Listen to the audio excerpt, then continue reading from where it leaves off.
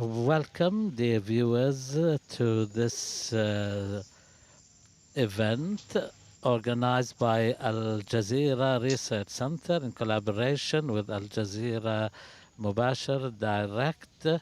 The war may go on for months, and General Archibald Murray of the British Army said at the beginning of World War II about the war lasting months. The war lasted for 4 years. Now we are in this current situation. We started the latest round of escalation with Russia's recognition of the so-called two republics, the self-declared republics and the Donbass region. And this, of course, has resulted in a round of escalation. In this program, we will discuss the Russian strategy and the European and NATO responses, and also the timing of this crisis, the choices open to the Ukraine and to the West, and the tools at their disposal to deter Russia, and the alternatives available in the energy market, and also to what extent can Russia withstand the pains of the new regime of sanctions. And in the last section of this program, we will try and explore the repercussions of this war on the security and peace in the world. We have with us in the studio Mr. Matt Dimick. Welcome, Mr. Dimick. And through Sky from Kiev, we have Mr. Safwan Julak, the editor-in-chief of the Ukraine Press, and from Doha, Dr. Nikolai Kozanov from Qatar University, from Washington, Mr. Justin Dargan, and he is from the Oxford University in the United Kingdom. Welcome, gentlemen. We start with the first round, where we will allocate about 5 minutes. We start with Mr. Matt Dimick. Mr. Dimick, welcome first. And the Western leaders have said that they will not give any written guarantees to Russia, and this was enough to stop any de-escalation. Why do you think Western leaders did not do something about the Ukraine's ascension to the NATO, and maybe that way they could have avoided the crisis?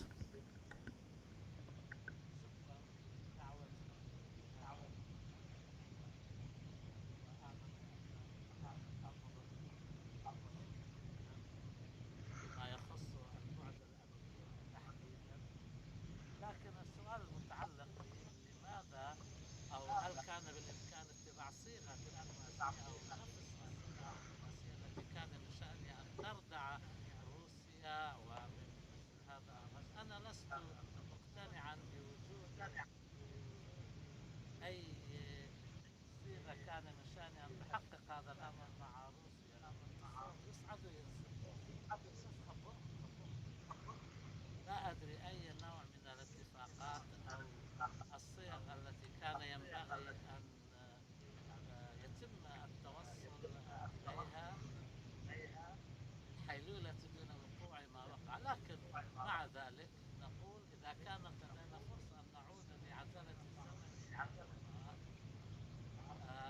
عضوية الناتو عرضت، أو إمكانية انضمام العضوية الحلف عرضت على جورجيا، أعتقد أن ذلك كان خطأ في ذلك الوقت. لم تكن أي خطأ لا لدى الناتو ولا لدى جورجيا في ضمها إلى داخل المستقبل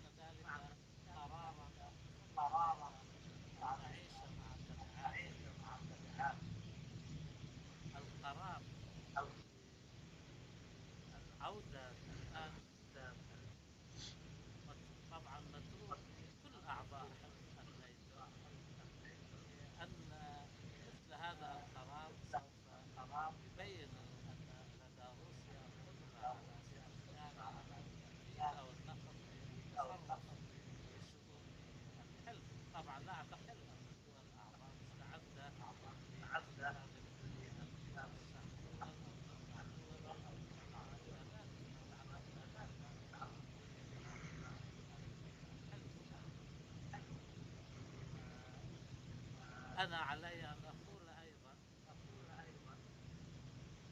لا أعتقد أن ادعاءات روسيا بأن التوسع في اقتراب حدودها، وهي المحاججة التي طرحتها والتي تحدثت روسيا كثيرا عنها كمبررات، لا أعتقد أنها مبررات حقيقة هي مبررات وهي ليست مبررات حقيقية. وحتى العام 2014 عندما استخدمت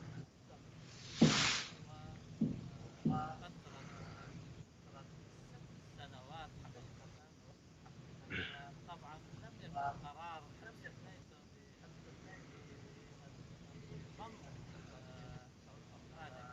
بضم أوكرانيا، كان رغبة أوكرانيا في أن تنضم إلى الحلف. لهذا السبب الاندماج بروسيا هذه أمور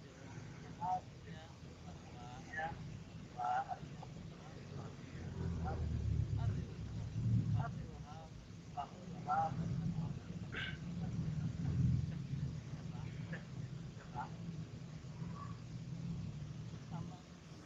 these points that Mr. Dimmick has alluded to.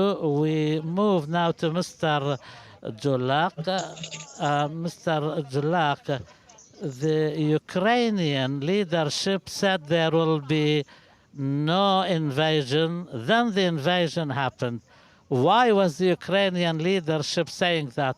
Was that a plan or was it a miscalculation? And has it affected your country's preparation for war?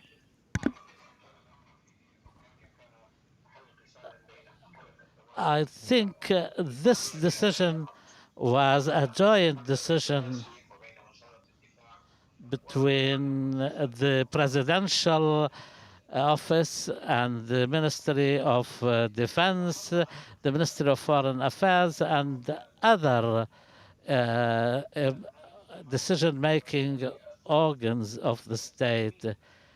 The presidency was trying to really try to show before the people that there is no such big risks for populist reasons and for economic reasons, because President Zelensky and his office did not want the country to enter into an economic crisis before entering into a war. This is one thing.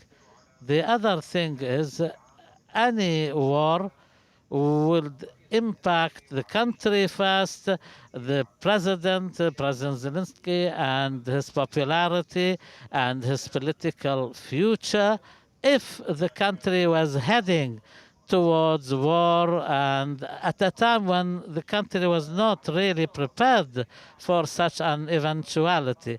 At the level of the Ministry of Defense, the situation was totally different. There were preparations underway, and even the way the media has dealt with this, they tend to mention the differences in opinion between the presidential office and the Ministry of Defense vis-a-vis the positions and statements coming out from the West about Russian military deployment on the border. And there were many visits, training exercises, maneuvers, and a lot of statements of support that the Minister of Defense managed to get from the UK, from the US, from the neighboring countries.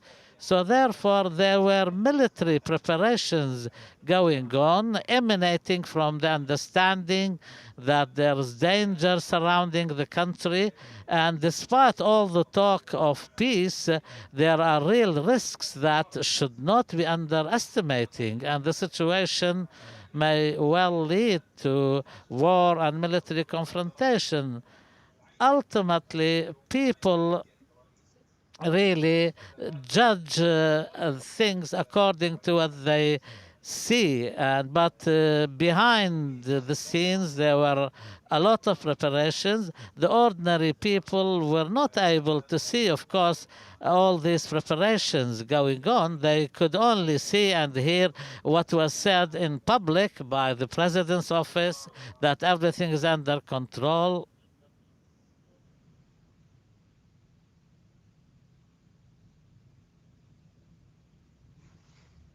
seems that we lost our connection with Mr. Julak, and he was telling us about the preparations and the aid provided to Ukraine, which indicated the possibility or probability of war.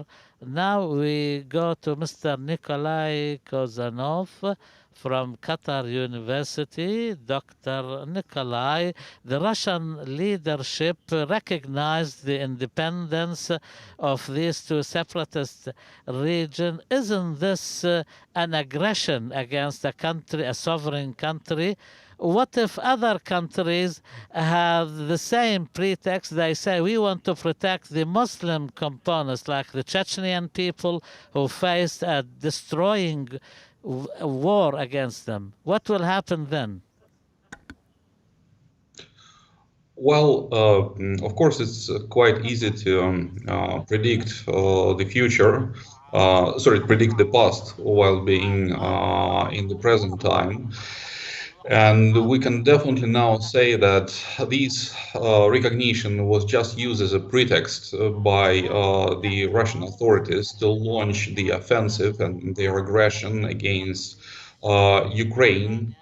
And moreover, right now, looking back, we could definitely see it clear that by the moment of the declaration of so-called independence of these two territories from Ukraine, the decision on the invasion has already been taken. From my point of view, the repercussions you are talking about were not properly taken into account. The Russian leadership, on the one hand, is extremely pragmatic and is trying to use whatever justification it has for its action in Ukraine. On the other hand, it is extremely opportunistic. So, in order to implement its plan, its military plan in Ukraine, it was just using the most obvious pretext that it had it in its hand. And moreover, if we look back in the past, the same pretext, it played out well in the past in Georgia in 2008 and in Ukraine in 2014.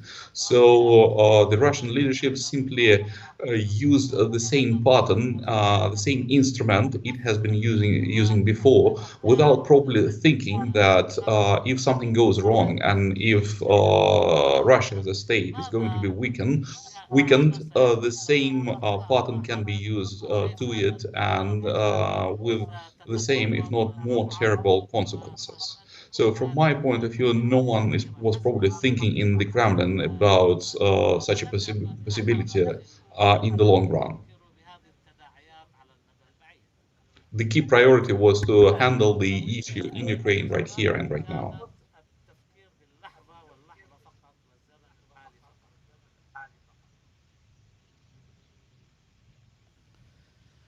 So, according to Mr. Nikolai, nobody was really thinking about the long term consequences. We go to Mr. Justin Dargan from Oxford University in the United Kingdom. Russia is an important player in the energy market, especially in the West. They supply Europe with about 40% of its needs.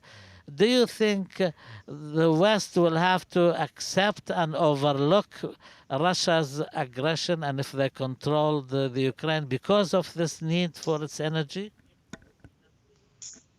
Yes. Well, here's the thing, actually. I think the principal issue that stops the West from directly confronting Russia is actually its nuclear weapons. So I think that is actually the most important issue. But if you look at its energy sector, of course, the Russian energy sector is quite dominant in terms of Europe. So Europe, for instance, imports about 40% of its natural gas from Russia and about a quarter of its oil. And then also there's a type of symmetry as well because Russia depends on Europe at the same time. So about 70% of Russian gas exports, excuse me, go to the EU, and nearly half of its oil goes to the EU as well. So this is a type of coupling, and it's very difficult to try to uh, uh, decouple these two countries, at least in the short term. Now, what will happen is undeniable that there will be some type of short-term pain for actually both sides if there were any type of shutoff in terms of natural gas or oil exports. And the thing is, with the EU doesn't have any viable producers that would be able to take on that burden, at least in the short term. All of these issues are actually long-term issues. So, for instance, for the United States to be able to make up the difference, it would have to invest billions of dollars in its LNG export infrastructure, and then Europe as well would also have to invest significant sums of money in its LNG import infrastructure as well. So a very long-term process. And then even if you look at Qatar, for instance, Qatar has even announced that there is no way that it would be able to meet Europe's natural gas needs in the short term if a cutoff were to arise, because most of Qatar's gas is tied up in long-term contracts. So Qatar only has about 10 to 15%, let's say, of gas, LNG, which is flexible, and it would be able to send to Europe in time of need. So overall, there would be economic pain for Europe if there were any type of disruption in the energy trade, and there would be nothing in the short term that could be done in order to rectify that. So all of the strategies would be more long-term oriented. But then again, Russia would also shoot itself in the foot if it were to disrupt the energy trade in any way.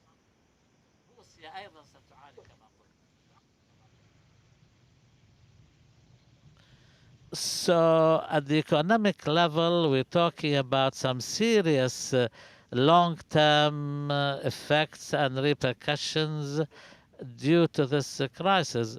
We go back to Mr. Safwan again. The Ukraine included the membership of the NATO alliance in its constitution. Wasn't this a miscalculation which led to Russia creating problems inside the Ukraine to keep the question of insurgencies and separatism going on to avoid any long-term ascension of the Ukraine NATO alliance? The membership of NATO was announced since 2008 and not 2019 when it was included in the constitution. Of course, it was left up to the NATO to determine accepting Ukraine or not in accordance to the conditions that have to be fulfilled. The situation remained between 2008 to 2014, but the situation never reached the crisis level that we see now. But in 2014, when Russia occupied the Crimea, and on the pretext of in the Donbass region that there was a movement towards independence and separatism, this has pushed the Ukraine to be more willing to join the NATO to guarantee its security.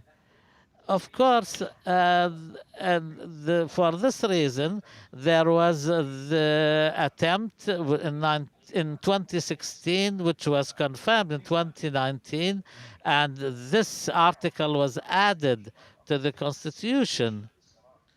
I think this whole thing is more like a mirage or a pretext, the membership of NATO, so far as Ukraine is concerned. Everybody realizes that. The reason for that, of course, is the Ukraine has some of its territories under occupation, and also they have not really achieved enough so far as the reforms are concerned, which make it eligible for ascension. And of course, there was the question of ascension was always very difficult and fraught with difficulties and complications. Therefore, in conclusion, we can say that Russia was well aware that the Ukraine can never be a member of the NATO, at least not so readily and easily. When it comes to the question of Donbass, that Russia helped Donbass and embraced Donbass, and without Russia, Donbass couldn't live. The situation, in fact, in the Donbass was really different. The Donbass was isolated from the rest of the world. The only contact they had with Russia, so far as services are concerned and the availability of currency and that, and there was no way the region, the Donbass region, had any conditions that make it the kind of a territory that can have an independent future in any way that the rest of the world accepts. The most accurate way of describing the situation in the Donbass is the region was turned into a gray area and an area to try different weapon systems and an area of confrontation between the East and West. And in early 2014, at the peak of the separatist movement's activities in the Donbass, I used to go there. I used to see that the weapons in the hands of the separatists were Ukrainian weapons when they managed to lay their hands on from the stores of the Ukrainian army. But later on, the weapons were obviously of Russian origin. They somehow managed to receive weapons which they could not have received if it wasn't for Russia providing them with that. So the question goes beyond language and culture and the things that the Russian media talks about until we got to a situation where, which is something very important we should not forget. Now what's happening is a Russian advance. Now our question to Mr. Nikolai Kozanov, Putin and his demand, as he calls them, wanted the NATO borders to go back to the before 1997. Yet what happened is the NATO position changed, but in the opposite direction. They strengthened their position. Now Russia seems to be isolated. Well, thank you very much for your question. I guess we need to make several points here. First of all, from the very beginning of this crisis that ended up in this bloodshed, I guess Putin was trying to handle with two issues. First of all, he wanted to make sure that Ukraine will stay in the sphere of influence of Russia. And second, he was using the crisis around Ukraine to put pressure on the West, on the NATO and the US, in order to make sure that there is a buffer zone, or at least there are certain guarantees given to Moscow with regard to the absence of threat to Russia from the NATO side.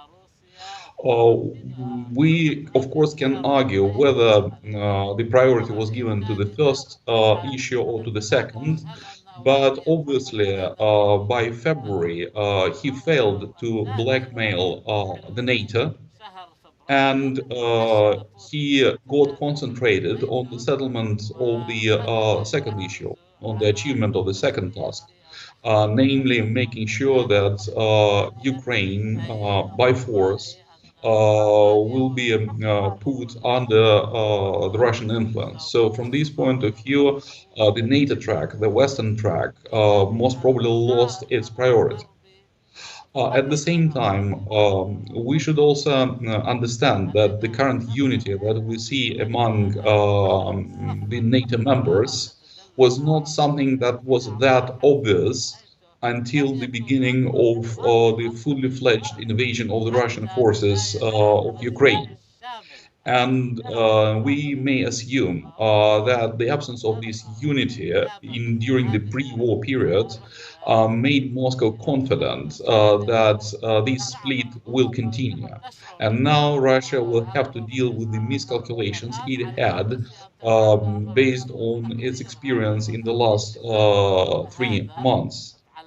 And finally, if we're talking about still the Russian plans to create a buffer zone along the Russian borders, to a certain extent, the situation is still developing in accordance with the Moscow plans, because for Moscow it's much more important to make sure that Ukraine is going to stay neutral, if of course Moscow succeeds in what it's doing now, rather than the joining of NATO by, let's say, Finland or the northern Baltic states.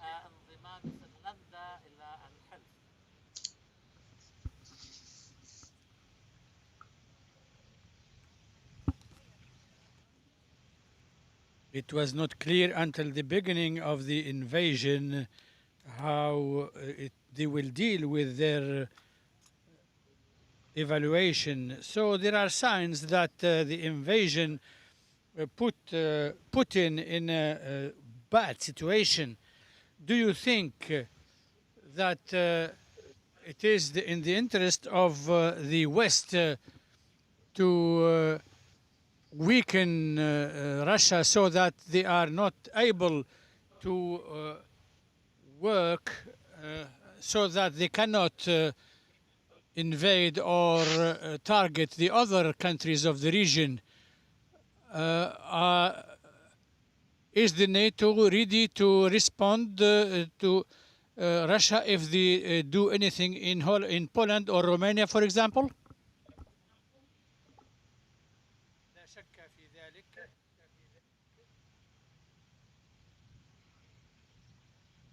الصوت غير مسموع بشكل جيد. حلف الناتو مستعد. غير مسموع الميكروفون المتحدث لا يعمل.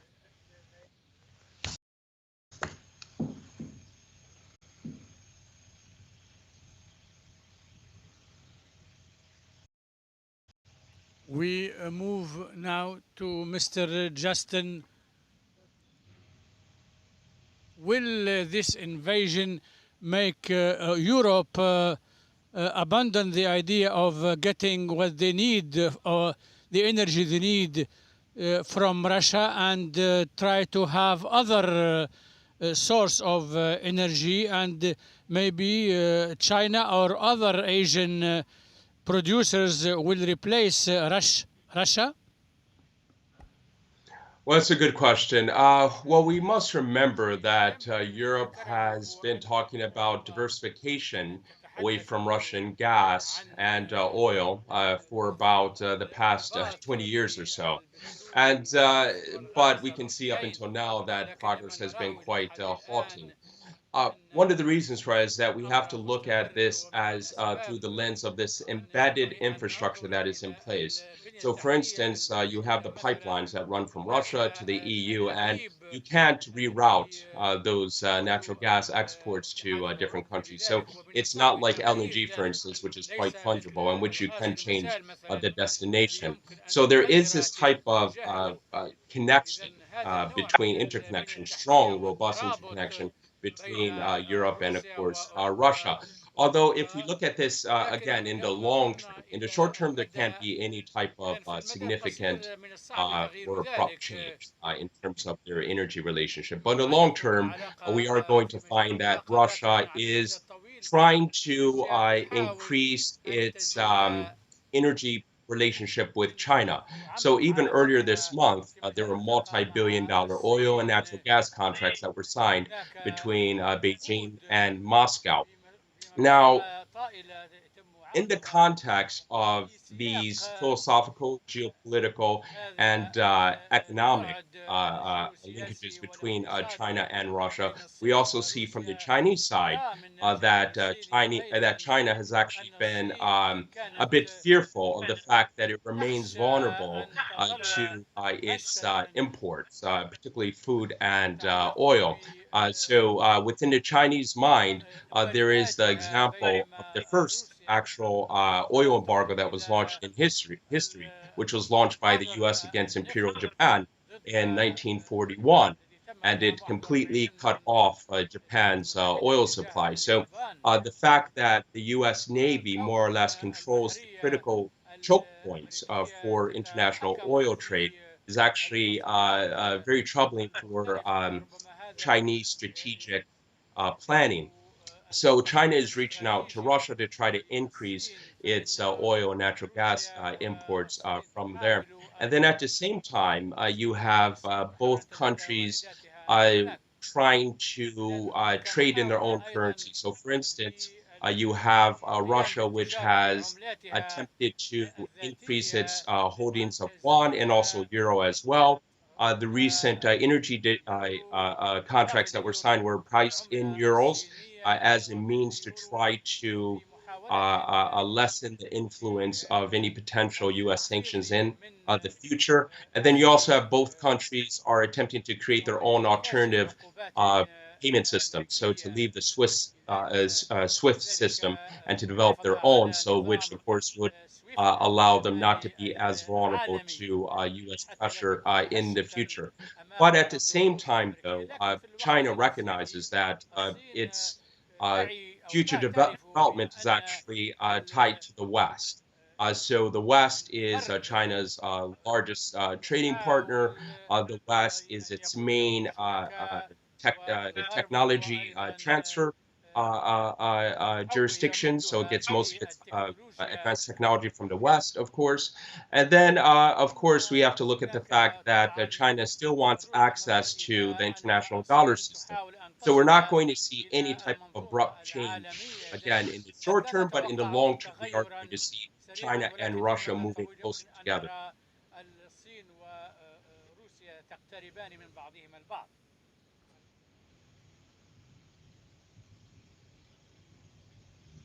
I would like to go back to Mr. Mack to repeat the same question.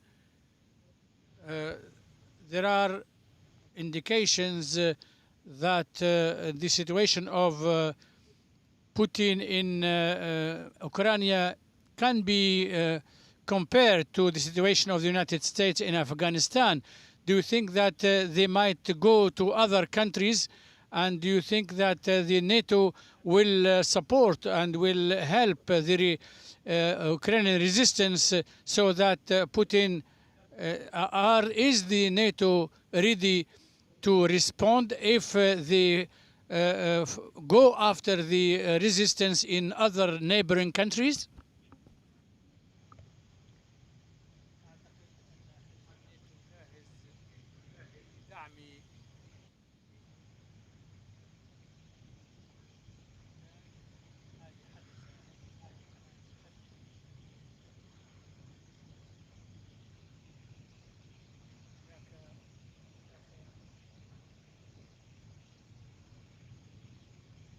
وهناك لا أعتقد أن روسيا سوف تجازف بذلك.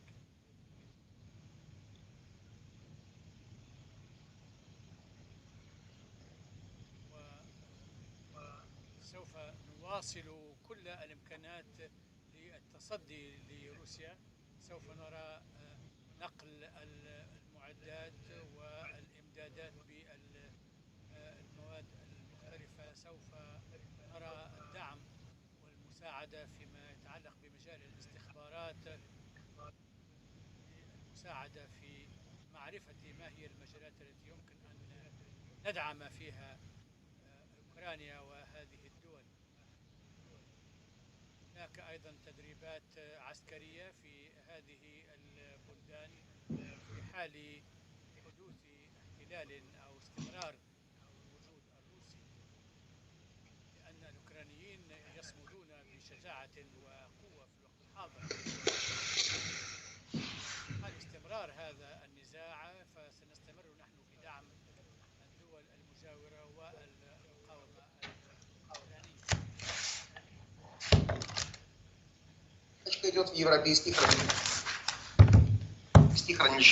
I go to Mr. Safwan Julaq. Mr. Safwan, the Ukrainians showed a capacity to resist to the Russians, which are neatly superior. Can they stand in front of the Russian invasion? Will the Ukrainian continue the resistance if Russia,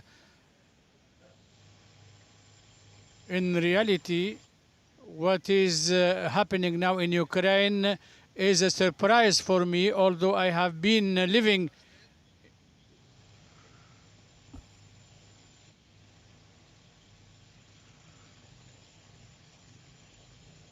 Ukraine was not admitting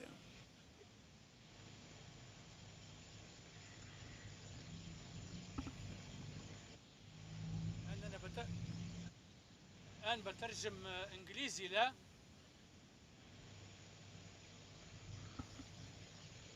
So the first day was the shock, and the first day was a shock, as we said, for all of us, and it was a shock for the military and also for the political leaders. And after the first incursion of the Russian, and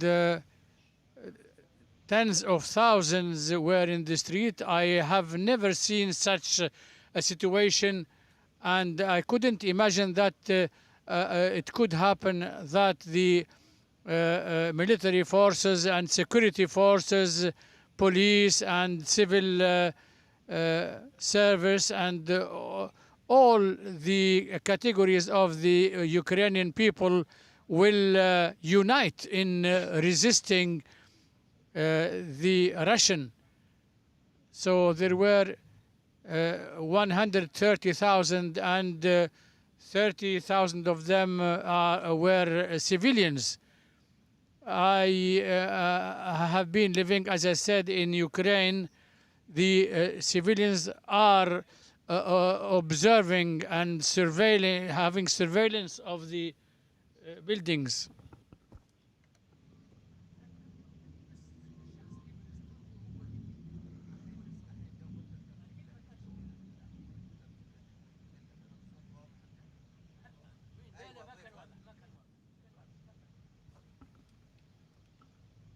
So although they had weapons which were distributed to them, they were also fabricating, if we can say that, primitive or very basic weapons to use them. We can call them as defense popular committees, so they can rent services for the population and help the injured people. The present crisis showed solidarity, and it is really surprising even for the Ukrainians, the division between supporters of Zelensky and the previous president, or the separatists, or the supporters of the Ukrainian language and Russian language, and all these divisions, and those who are saying we have nothing to do with NATO, and others who are saying that we have to be Europeans and that's it. All these things disappeared when the fights started. It united the Ukrainians in a very surprising way, and a shock even for the Ukrainians before others. Since 2014, there is something important which happened in Ukraine. There is a turning point. I don't think that Ukraine will go back. even Ukrainians, even for those who are in from Russian origin and living in areas where there is a majority of Russians, they are now rejecting and not proud to be Russians because what Russia did by invading and aggressing a sovereign country. And we know that Putin wants to bring Russia back to the Soviet era. But today the Ukrainians see that the situation has changed and the reality is there, and that their future had to be linked to the West. So I think that this element before NATO, before the language and the culture, is the reason for what is pushing the Russian leadership to try to occupy Kiev as fast as possible, and Ukraine will never go back to be part of the Russian circles as it was before. And when we know that Ukraine was the second language in this federation or confederation, so Ukraine will not go back.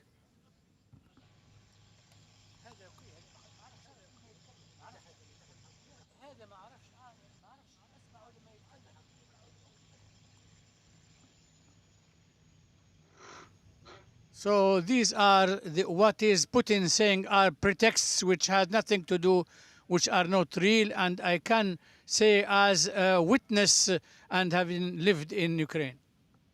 So the present crisis led to solidarity between all Ukrainians. I ask Mr. Kozanov,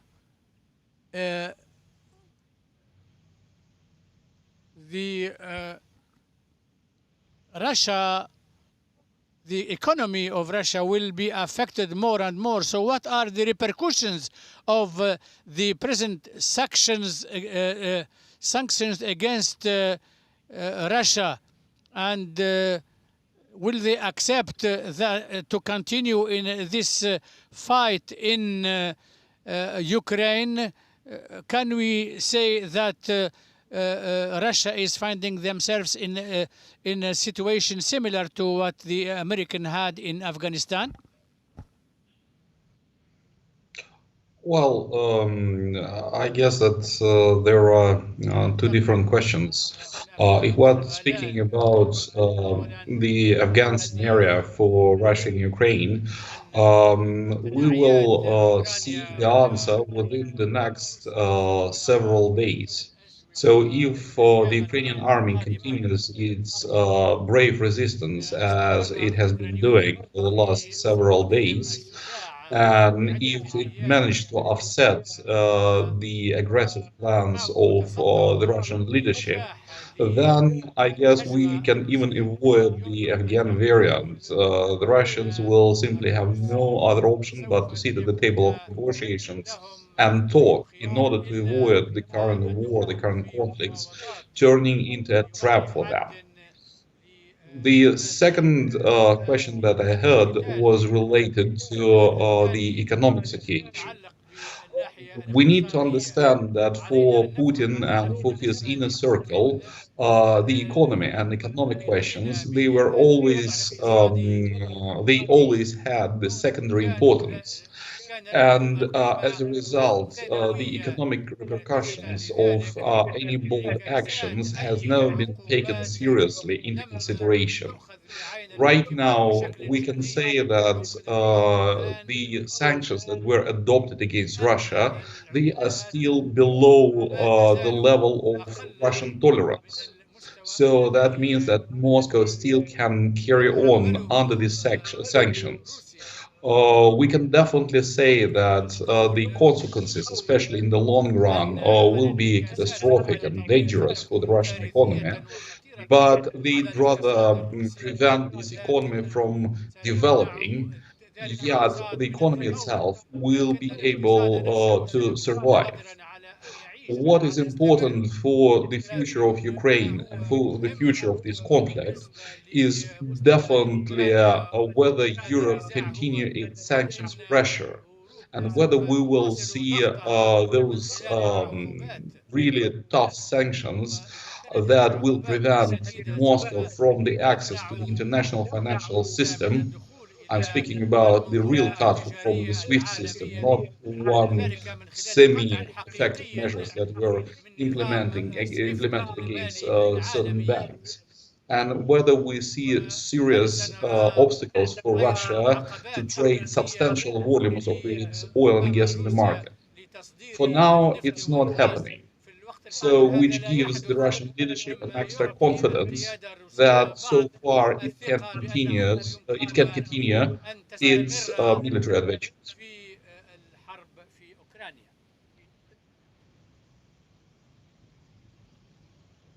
So the repercussions of the sanctions on the long run will be dangerous.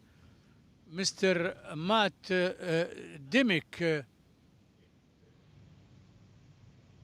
some say that Russia will go closer to China, and this will also strengthen the position of China. Is it in the interest of the West to do some concessions to Russia so that this crisis or this war couldn't happen? Will this also encourage China to strengthen their position in Taiwan?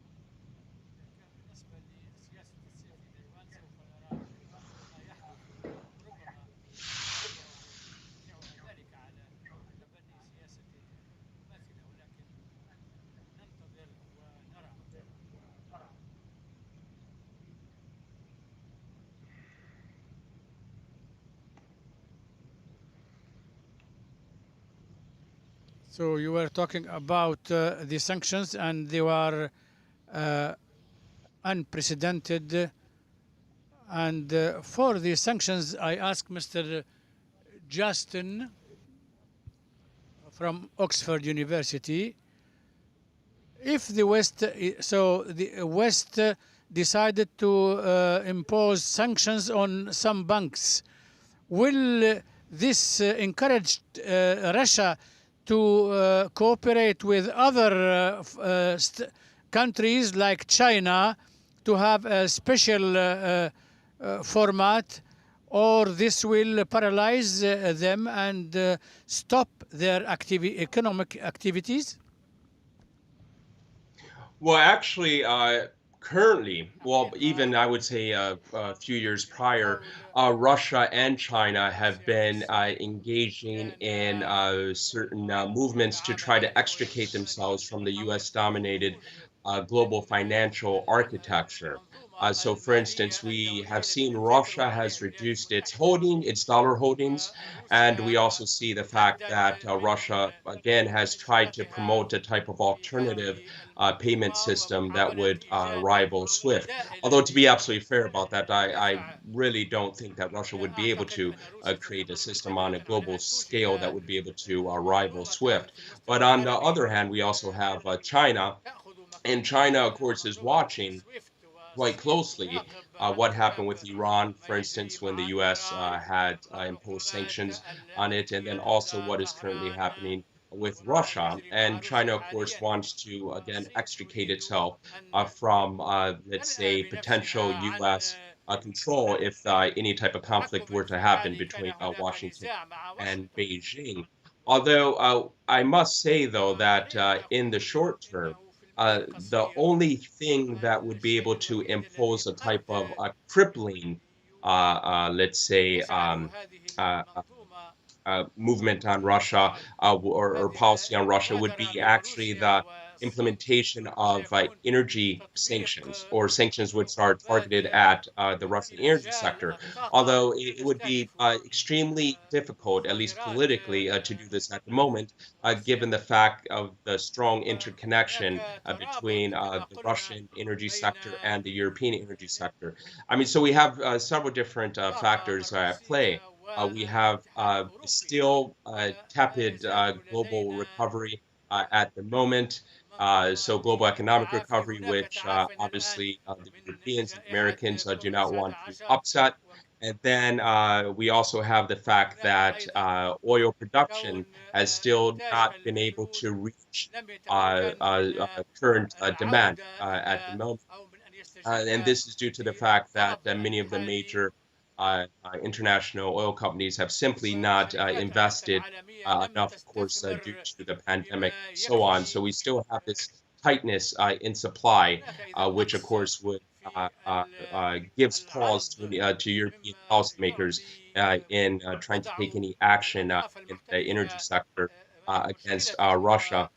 But I think overall, the way that we have to look at this is that uh, both sides are moving very cautiously when it comes to any type of abrupt movements in terms of the energy trade between the two countries. That's why when you saw the latest round of sanctions, which were implemented against Russia, you saw quite clearly that President Biden did not include energy as part of that package, but there will still be some tertiary impacts on Russia's energy sector. So, for instance, we can see international shippers. They may try to increase, let's say, shipping rates for Russia to transport its crude. In addition, we'll see a type of hesitation for international oil traders to engage with Russia as they try to navigate this maze, very dense maze of financial sanctions which are levied against Russia. And then also we are seeing tech controls as well. So this would also hobble Russia's ability to be able to diversify its macroeconomy. And we must remember that diversification and modernization has been Russia's goal for hundreds of years, actually, since Peter the Great. What the West wants to do is impose this type of long-term economic pain on Russia that be able to hobble its transition to a type of post-oil economy. And I think that we're starting to see this take place at the moment.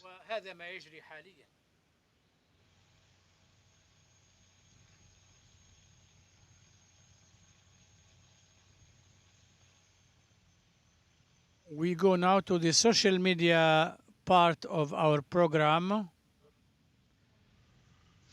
Then we go back to the comments of our guests on these comments.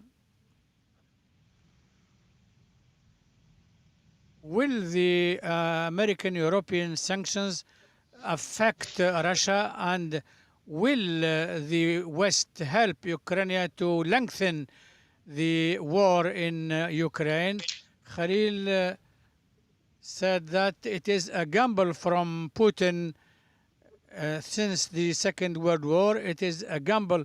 Either it will bring back Russia as a big power, or it will demolish it.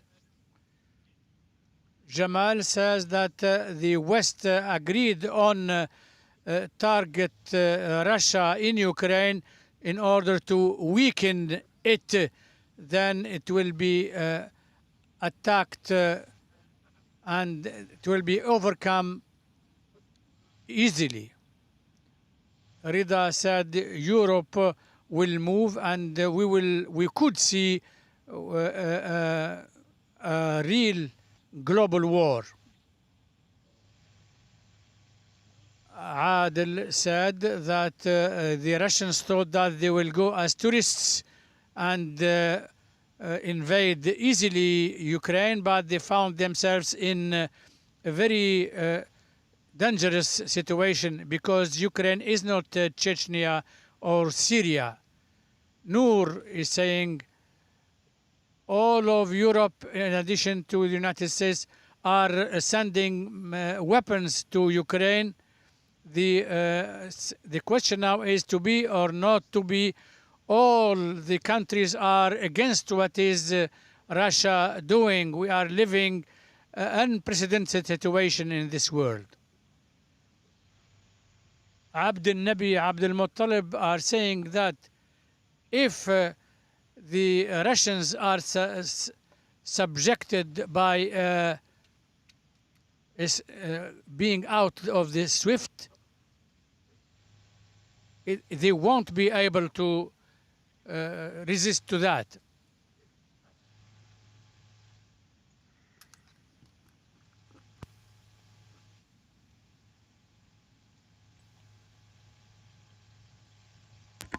Mr. Safwan, what's your opinion?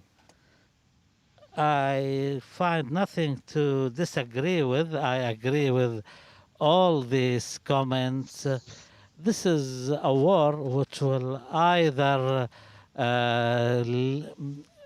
lead Russia back to the forefront of the world arena, or in the opinions of many other commentators, that this will be another Afghanistan, and which will probably end up destroying the Russian Federation as a country and dismantle it, similarly to what happened to the former Soviet Union.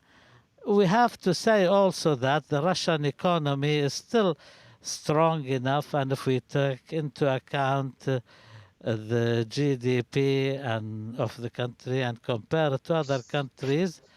But I nonetheless agree with all these scenarios, and what happened in 2014 was not an act of craziness or a one-off attempt by Putin. It was a strategic thinking.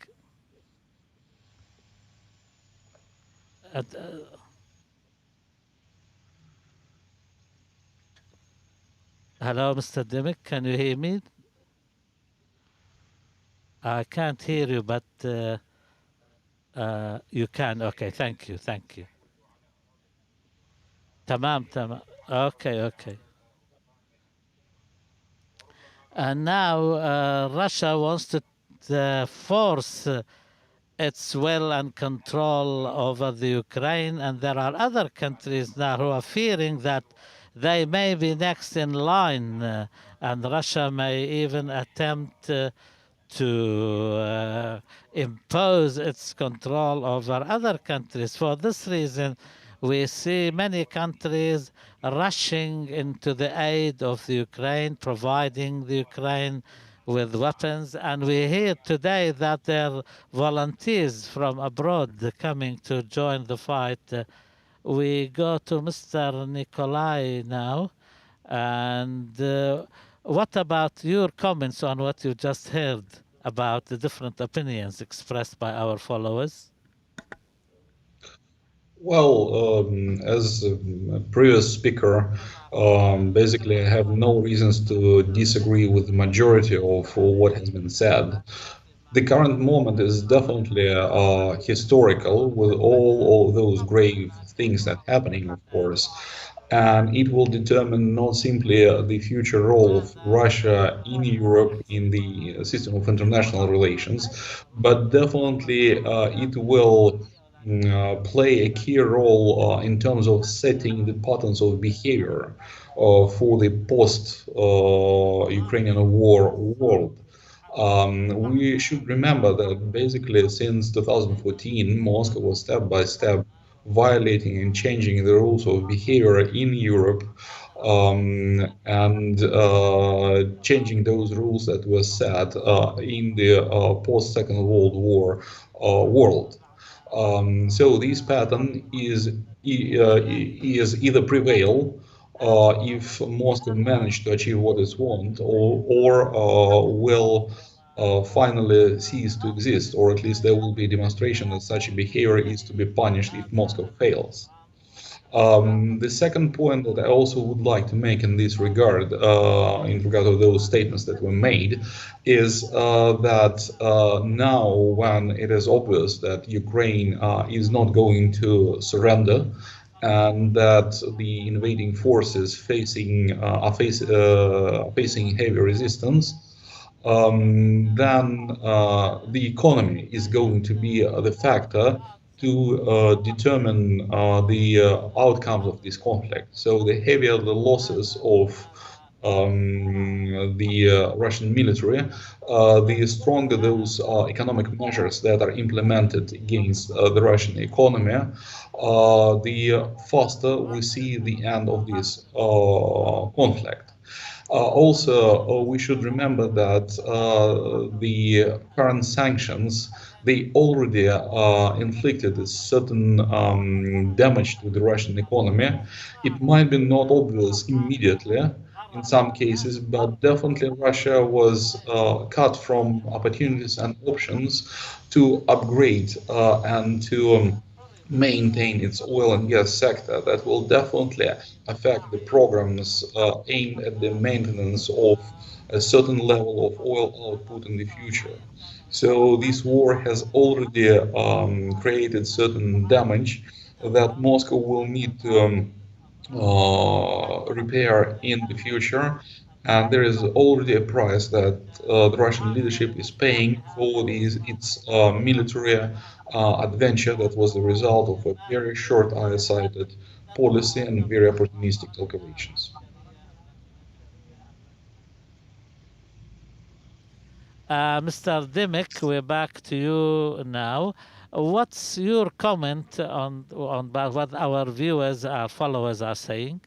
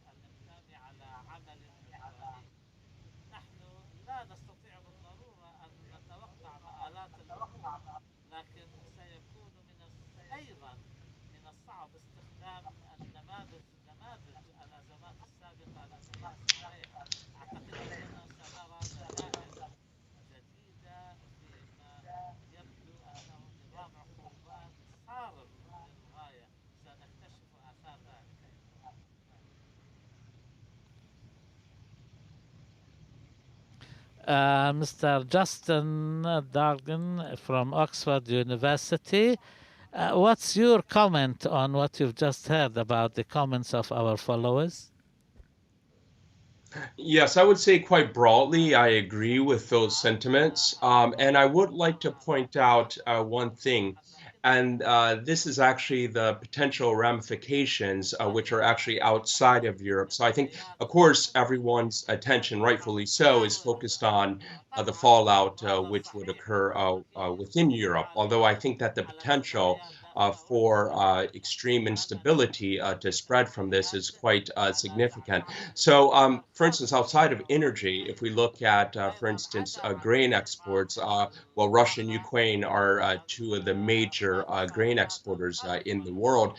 And of course, as we know, the MENA region depends significantly upon food imports. I believe about 50% of the food that the broader MENA region consumes is actually imported from the outside. Now, taking a step back, if we look at from about the early 2000s into about 2010, we see a steady increase in global food prices and grain prices and so on.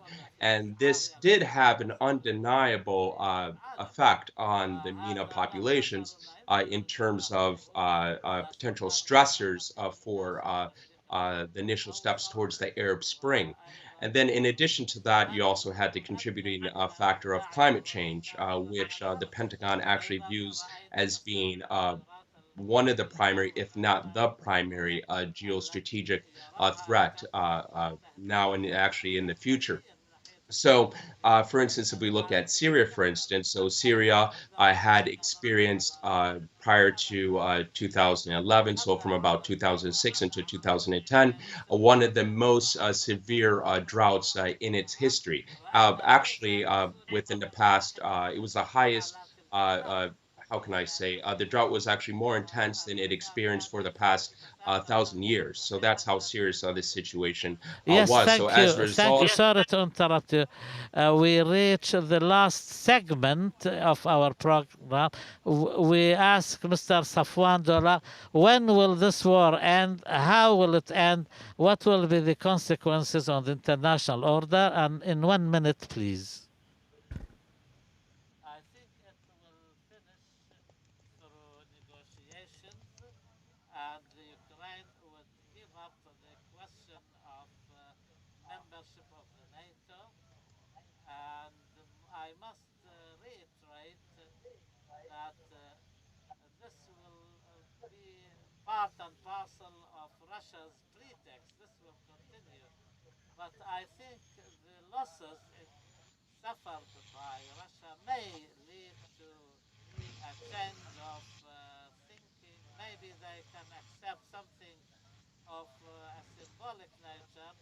Also, they may claim it as a victory. The Ukraine can claim this as a victory because the Ukraine thought that the West let them down and they had to fight on their own. So the Ukraine giving up on its attempts to join the NATO alliance may be the water that will put out the fire of this war. Mr. Nikolai, how will the war finish? Mr. Nikolai, how will the war finish, in your opinion? Well, I don't have a crystal ball, and any predictions here are quite difficult and challenging. I believe that the answer to this question will be clear within the next 48, 72 hours when we see whether the Ukrainian armed forces will be able to continue the same level of resistance as they did before. But definitely, it's possible to say for sure that the world is not going to be the same, and we will see Russia being in a greater alienation and stopping being an acceptable partner for quite a number of players in this world.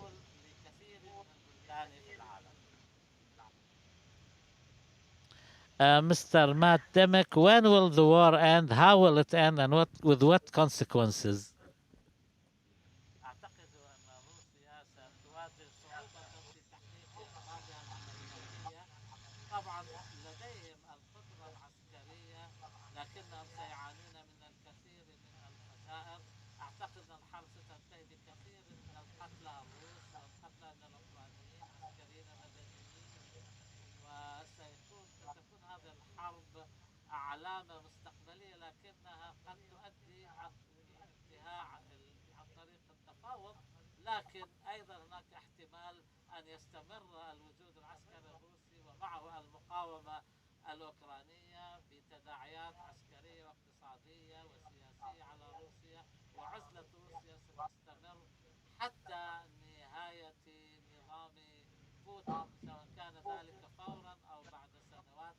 لكن تبقى عزلة روسيا حتى يستطيع الشعب اختيار حكومة جديدة تستطيع معالجة الأضرار التي تم التسبب بها في هذه الحرب. A final question to Mr. Justin. How will the war end? How and with what consequences, please? Well, I mean, it's the situation is still quite fluid right now, but I think no matter what happens, even if Russia potentially loses, or even if it quote unquote wins, but the long-term repercussions will be European diversification away from Russia and Russian energy, and a renewed focus within Europe, perhaps on decarbonization as a means to achieve a type of independence from Russian exports. So we are going to see that perhaps Russia has obstructed its future potential for economic growth due to the invasion of the Ukraine.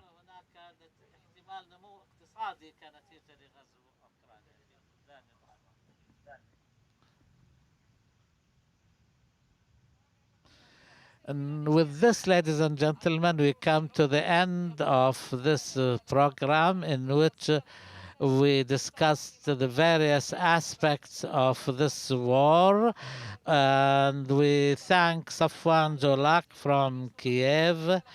He is editor-in-chief of the Ukraine Press. From Doha, Dr. Nikolai Kozanov from Qatar University. From our studio here, Mr. Matt Dimick.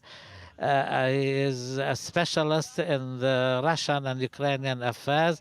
And from Washington, Dr. Justin Duggan from Oxford University in the UK. Thank you all, gentlemen.